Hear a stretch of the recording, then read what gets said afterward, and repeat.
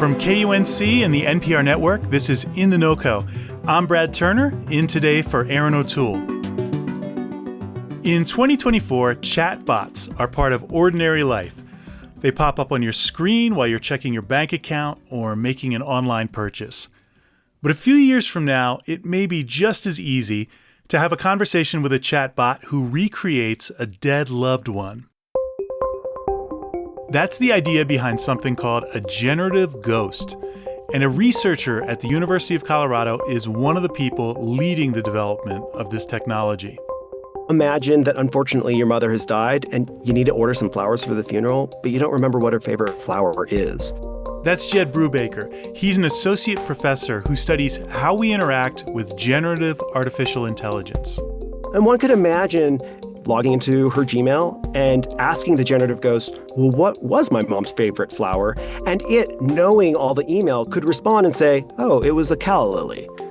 Jed is part of a team that recently received $75,000 from Google to study how generative ghosts could become part of our lives. So we wanted to know, what would a visit with the generative ghost of a dead loved one feel like? Would it be moving, nostalgic, upsetting? Jed shared some thoughts on that and started by talking about one of the more personal projects he's working on. I just recently got 12 full boxes of my grandfather's diaries, and I have this little pet project. I want to pull them all into an AI model. We can think about this as an AI chatbot so that I could ask it questions in the same way that we might go to Google and ask questions. I would like to know a little bit more about what my grandfather's life was like when he turned 50, so that when I turn 50, I can compare the two. This idea of having people return to our lives in digital form might make a lot of people think of an episode of the show Black Mirror. There's sort of an infamous episode where a woman gets a digital clone of her deceased boyfriend, and he's less than ideal. This is a clip from that. The two of them are sleeping next to one another, and she's a little creeped out when he doesn't close his eyes when it's time to sleep. What is it? What were you doing? Nothing. The way that your eyes were open scared me. You'd prefer if I closed them? Well, when you're sleeping, yeah. I don't really need to sleep. Well, just try next time. Jed, how accurate is this unsettling Black Mirror version of having a generative ghost in our life? This episode certainly comes up a lot. It's actually required viewing in many of the classes I teach because it raises the right kinds of questions. And one might think, oh, that means this whole thing is creepy and AI is bad. I'm left wondering, well, shouldn't it just learn to close its eyes? But I think it's important for us to consider the range of things that might be going on here. We don't look at an upsetting text message and say all text messaging is bad. And it's important to think about all the ways that we memorialize and remember our loved ones. I think a lot of this really depends on how it's presented and how it's framed to the person. Are we setting up the generative ghost as the loved one or an approximation or representation of that loved one? Yeah, these are fascinating questions because I wonder what it would be like to have a simulated version of a deceased family member say something affectionate to me. I think that could be maybe very moving or maybe sort of inauthentic and unsettling. How much do you think about that in your work?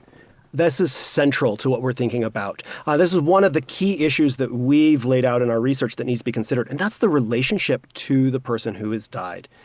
Something I'm oftentimes telling software engineers is that death is not a switch. It's not a yes or no. The way we grieve someone who we've lost is different on day one versus year 10. And you know, we often are thinking about what would happen if like our spouse died and would we want to animate them with AI? But what if we fast forwarded 2 generations and had the ability to think about this more historically?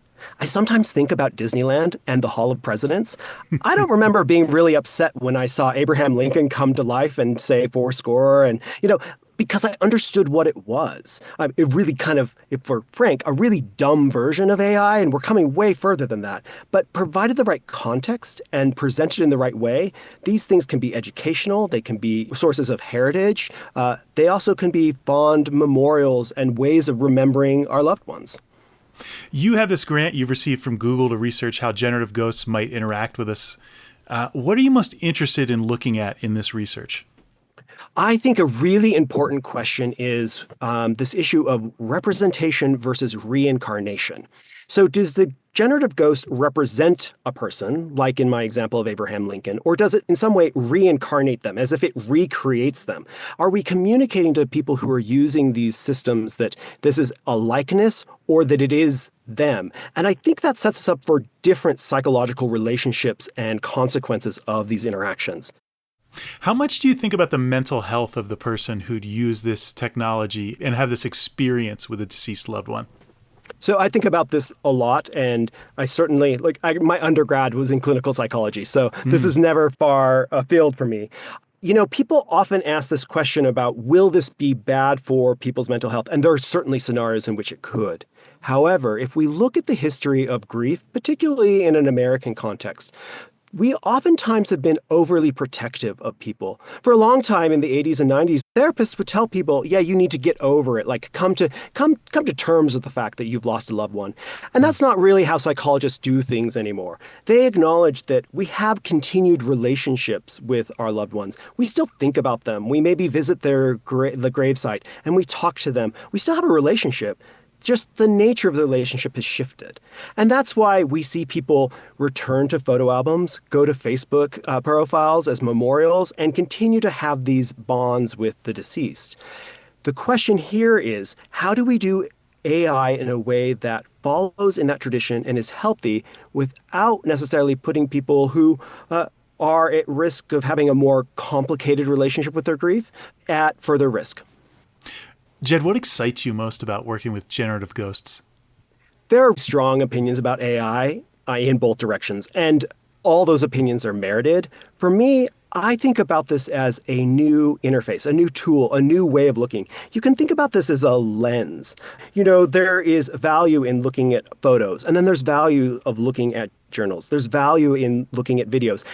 None of those are going to replace the others.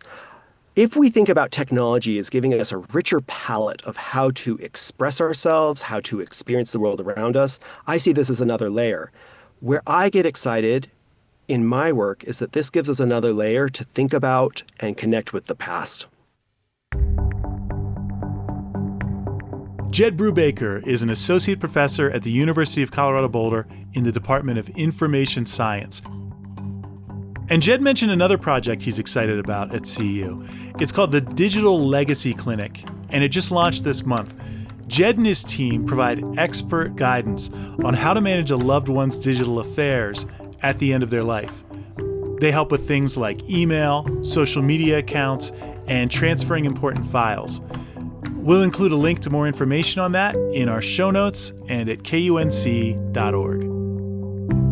If you have thoughts on this interview or any of our interviews, let us know what you think. Drop us a line at noco@kunc.org. That's NOCO@kunc.org. That's it for In The NoCo today. I'm Brad Turner. Thanks for listening.